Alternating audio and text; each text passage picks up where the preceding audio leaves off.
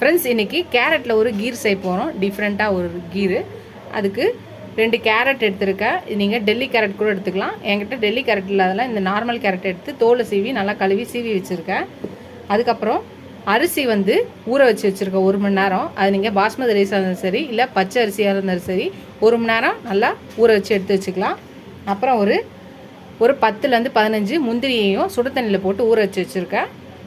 இது முந்திரி வந்து ஒரு 1/4 மணி நேரம் ஊறினா போதும். அதையும் ஊற வச்சு வச்சுருக்கேன். இப்போ இதை ரெடி பண்ண ஆரம்பிச்சிடலாம். இப்போ ஒரு பேன் வச்சுருக்கேன். ஒரு பேனில் நெய் ஊற்றி வச்சுருக்கேன். இப்போ முந்திரி, பாதாம், பிஸ்தா எல்லாத்தையும் போட்டிருக்கேன். இதெல்லாம் கட் பண்ணி வச்சுருக்கேன். இதை வறுத்து எடுத்துக்கலாம். எல்லாத்தையும் வறுத்து வச்சு இப்போ நம்ம இது ஒரு பிளேட்டில் எடுத்து வச்சிடலாம். எல்லாத்தையும் எடுத்து வச்சாச்சு. இப்போ அதே கடாயில் நெய் இருக்குது இன்னும். இதில் கேரட்டை போட்டுக்கலாம். நெய்யிலே இந்த கேரட்டை கொஞ்சம் வதக்கலாம். கேரட் வந்து கொஞ்சம் நல்லா வதங்கிடுச்சு. இப்போ நான் வந்து 1 லிட்டர் பால் எடுத்து வச்சுருக்கேன். இப்போ அதில் ஊற்றிடலாம். இப்போ இந்த பால்லே இந்த கேரட்டு வெந்து நல்லா திக்காய் வரட்டும். அது வரையும் இது நல்லா கேரட்டு வெந்துட்டே இருக்கட்டும். அது வேகத்துக்குள்ளே இப்போ நம்ம ஒரு மிக்ஸி ஜார் எடுத்துக்கலாம். நம்ம ஊற வச்சுருக்கோம் இல்லையா, அந்த அரிசியில் பாதி அரிசியை நம்ம போட்டுக்கலாம். இப்போ இதை கொஞ்சம் குறைன்னு அரைச்சி எடுத்துகிட்டு வந்துடலாம். பாருங்கள், குறைன்னு அரைச்சி எடுத்துகிட்டு வந்தாச்சு. பார்த்தாலே தெரியும் குறைன்னு அரைச்சி வச்சுருக்கேன். நைஸாக அரைக்கல. இப்போ இது இருக்கட்டும். இப்போ இந்த குறைன்னு அரைச்சிருக்கோம் இல்லையா, இதை எடுத்து நம்ம கேரட்டும் பாலும் வேக வச்சுருக்கோம் இல்லையா, இப்போ அதில் போட்டுடலாம்.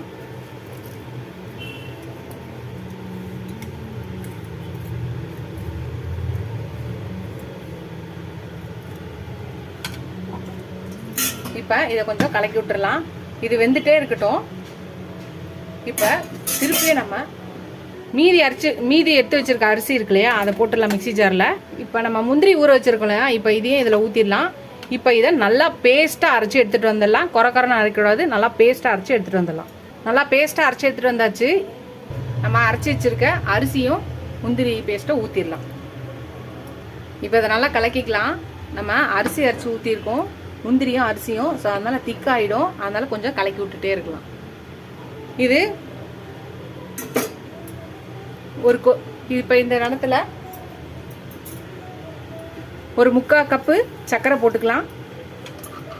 உங்களுக்கு இன்னும் அதிகமாக வேணும்னா அதிகமாக போட்டுக்கலாம். கம்மியாக வேணுன்றவங்க கம்மியாக போட்டுக்கலாம். அவங்கவுங்களுக்கு ஏற்ற ஸ்வீட்டுக்கு ஏற்ற மாதிரி சுகரை போட்டுக்கலாம். இப்போ இதை நல்லா ஒரு 5 நிமிஷம் கொதிச்சா போதும். இதை நம்ம நிறுத்திடலாம். கொதிக்கட்டும். கொதிச்சிச்சு. இப்போ நான் கொஞ்சோண்டு சாஃப்ரான் போடுறேன். குங்குமப்பூ நீங்கள் இருந்தால் போடுங்க, இல்லைன்னா ஸ்கிப் பண்ணிடலாம். அவ்வளோதான்.